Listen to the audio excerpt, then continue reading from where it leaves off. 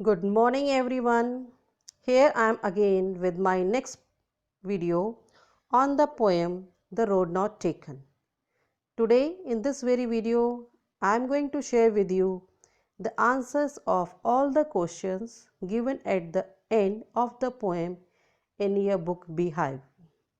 So, on your screen, you have the question number 1 and 2. So, let us see one by one and try to understand and clear what the question and its answer is. Okay, so first question is, where does the traveler find himself? What problem does he face? The traveler is the poet. Traveller कौन है? Poet है. वो एक ऐसी जगह पे पहुंचता है जहां उसे कोई फैसला लेना. ठीक है, तो वो कहाँ पहुंचता है? The traveller finds himself standing on a fork in the path. Traveller जो है रास्ते जा रहा था और आगे जाके वो क्या देखता है कि जिस रास्ते पे वो चल रहा है वो रास्ता जो है आगे जाके दो में बट जाता है. ठीक है, वो एक ऐसे स्पॉट पे पहुंचता है जंगल में जहाँ पे रोड जो है वो फॉर्क हो जाती है, डिवाइडेड हो जाती है into two. He is in a problem as he must choose one path. अब प्रॉब्लम उसको ये है कि उसे कोई एक रास्ता चुनना है, दोनों में से कोई एक रोड चूज़ करनी है, किस पे उसने ट्रैवल करना है वो चूज़ करना है. And is unable to decide which one to choose. और वो ये फैसला नहीं कर पा रहा है, वो ये निर्णय नहीं कर पा रहा है, वो ये डिसाइड नहीं कर पा रहा है कि वो दोनों में से कौन सी रोड को चूज़ करे, किस रास्ते पे वो ट्रैवल करे. ओके, तो बिल्कुल सिंपल सा क्वेश्चन था और बिल्कुल सिंपल सा इसका आंसर हमारा. दो क्वेश्चन थे इसमें. ट्रैवलर कहाँ अपने आप को पाता है और क्या प्रॉब्लम वो फेस करता है. ठीक है, तो दोनों का बड़े इजीली सिंपल लैंग्वेज में मैंने आपको आंसर यहाँ पे दे दिया. Now the question number 2. Discuss what these phrase mean to you. Question number 2 में आपको कुछ 5 फ्रेजेस दे रखे हैं. ठीक है, और इन 5 फ्रेजेस के आपको जो है मीनिंग बताने हैं, इनका क्या मतलब है. Okay, so first one is a yellow would. Yellow would say आप क्या समझते हैं? येलो वुड मैंने ऑलरेडी अपने एक वीडियो में, जिसमें कि मैंने पूरे पोएम की जो स्टेंजास हैं उनका एक्सप्लेनेशन शेयर किया हुआ है, उसमें भी आपको बताया कि येलो वुड का मतलब क्या होता है. यहाँ पे कोई लकड़ी येलो नहीं है. Yellow wood means it refers to the forest which has withering leaves as in the season of autumn. जब ऑटम का सीज़न आता है, जब पतझड़ का मौसम आता है, तो पेड़ों की पत्तियां जो है वो पीली हो जाती हैं, येलो हो जाती हैं. ठीक है, और फिर वो नीचे गिरने लग जाती हैं. ठीक है, तो ये विदरिंग वही है आपका. Withering leaves, the leaves which have fallen on the ground after becoming yellow and now they are becoming black. ठीक है, now they are of no use, they have become dead. It represent a world full of ageing people. अब yellow wood जो है आपको समझा दिया कि autumn का सीज़न है, पत्तियां पीली पड़ गई हैं, ज़मीन पर गिरी हुई हैं. ठीक है, अब यहाँ पे in yellow would say poet जो हमें एजिंग पीपल को भी बारे में बता रहा है. ये जो येलो वुड है वो एजिंग पीपल को भी रिप्रेजेंट कर रहा है, मतलब जो लोग अपनी एंड एज पे पहुँच चुके हैं, बहुत एज्ड है. ठीक है, और उनको भी यहाँ पे येलो वुड बोला गया. So this was your first part of question number 2. I hope आपको अब ये समझ में आ गया होगा. Now the second part, and see the second part is it was grassy and wanted wear. इसका क्या मतलब है? ग्रासी, इट किसके लिए यूज़ किया गया और वो क्या चीज़ टूटना चाहती थी? It means the path had a lot of grass on it. अब वो ग्रासी था, मतलब जो रास्ता, जो दो रास्ते थे उसमें एक रास्ता जो था वो ग्रासी था, उसके ऊपर बहुत घास उगी हुई थी. This means that it had not been walked over by many people. इसका मतलब उस पर ज़्यादा लोगों ने ट्रैवल नहीं किया था.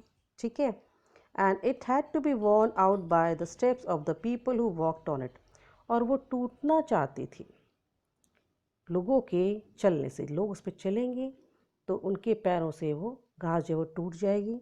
इसका ये मतलब है. वांटेड वेयर का मतलब यही है कि वो टूटना चाहती थी. ठीक है, तो ग्रासी का भी आपको समझ में आ गया. ग्रासी की होती क्योंकि उसमें बहुत घास उगी हुई थी, बहुत कम लोगों ने इस पर ट्रैवल किया था, और वांटेड वेयर का मतलब वो टूटना चाहती थी, कि वो चाहती थी कि लोग उस रोड पे ट्रैवल करें और उनके लोगों के ट्रैवल करने के कारण जो उनके पैरों की जब वो घास नीचे आएगी तो वो टूट जाएगी, वियर हो जाएगी, ठीक है, ब्रेक हो जाएगी। ये था हमारा सेकेंड पार्ट।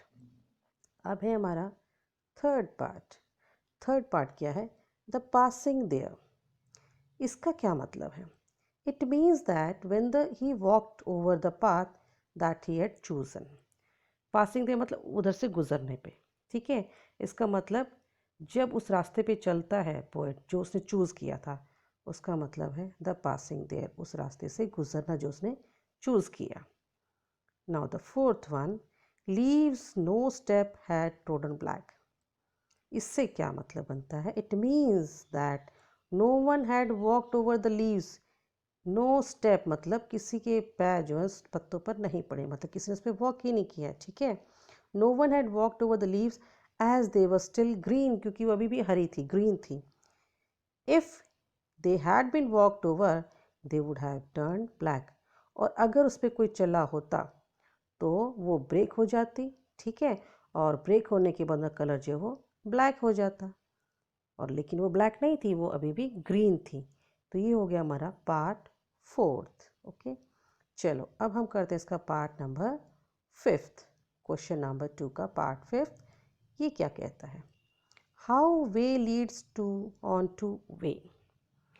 इसका क्या मतलब है? अब इसका मतलब है that as we walk on a path, जैसे हम एक रास्ते पे चलते हैं, किसी रास्ते पे हम चलने लगते हैं, we come across more options and make choices further. Sorry, तो पोइट यहाँ पे ये कहना चाहता है कि जब हम किसी एक रास्ते पे चलना शुरू कर देते हैं तो कुछ समय चलने के बाद उस रास्ते पे हमारे पास सामने और ऑप्शंस आ जाते हैं, एंड मेक चॉइसेस फर्दर। फिर उन ऑप्शंस में से फिर हम अपना फैसला लेते हैं कि हमने क्या करना है, कौन सा रास्ता अपनाना है। So we keep on walking ahead on that way. और इस तरह से हम आगे बढ़ते जाते हैं, आगे बढ़ते जाते हैं, ठीक है ना। तो लीड्स ऑन टू वे मतलब आगे रास्ते पे बढ़ते रहना, ठीक है। ये इसका मतलब है। अगर हमने कोई रास्ता एक चूज़ कर लिया है तो उस रास्ते पे चलेंगे, आगे जाके उस पर और ऑप्शंस आएंगे, फिर हम उसमें चूज़ करेंगे और ऐसे हम आगे बढ़ते रहते हैं। ये इसका मीनिंग बनता है, ठीक है। चलो क्वेश्चन नंबर 3 भी देख लेते हैं फटाफट से। क्वेश्चन नंबर 3 है, is there any difference between the two roads as the poet describes them. जो दो रोड्स के बारे में इस पोएम में पोएट ने जिक्र किया है, क्या उनमें कोई डिफरेंस है?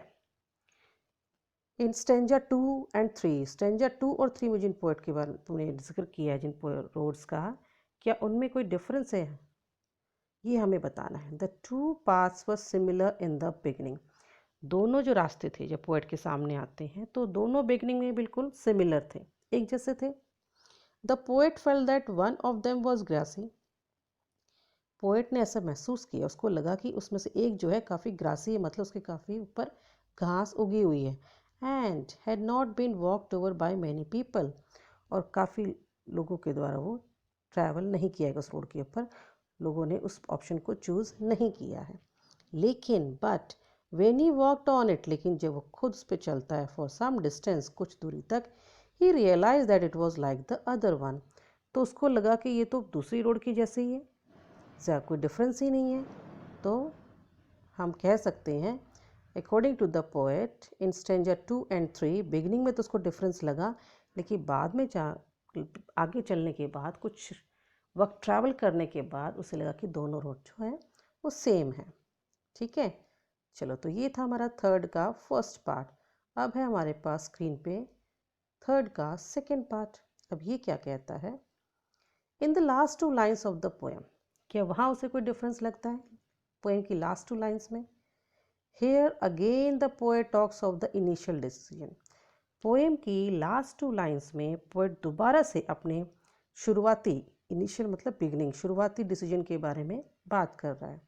When he thought that the roads were different, जब उसने सोचा कि रोड्स डिफरेंट हैं, दोनों अलग हैं, and chose the one that had been walked over by a lesser number of people, और वो चूज़ करता है उस रोड को, उस रास्ते को अपनाता है जिस पे बहुत कम लोग जो थे उन्होंने ट्रैवल किया था, ठीक है। तो ये जो है पोएट ने इस आंसर के थ्रू बताया कि दोनों रोड्स में क्या उसे डिफरेंस लगा। ठीक है, तो चलो ये हो गई हमारी पोएम की एक्सरसाइज सॉल्व। सारे क्वेश्चन आंसर्स मैंने आपके साथ शेयर कर दिए हैं, अच्छे से आपको हिंदी में भी समझा दिया है। तो आई होप अब आप अगर एग्ज़ाम में कोई क्वेश्चन आपका इस पोएम से आता है तो आप इजीली अटेम्प्ट कर पाओगे। Okay, so this was all from my side in this video. I will be back again with my next video, and my next video will be on the poem number 2, and that is The Wind, a very important poem written by Subramanyam Bharati. So till then, keep learning, keep watching and exploring the channel. Goodbye.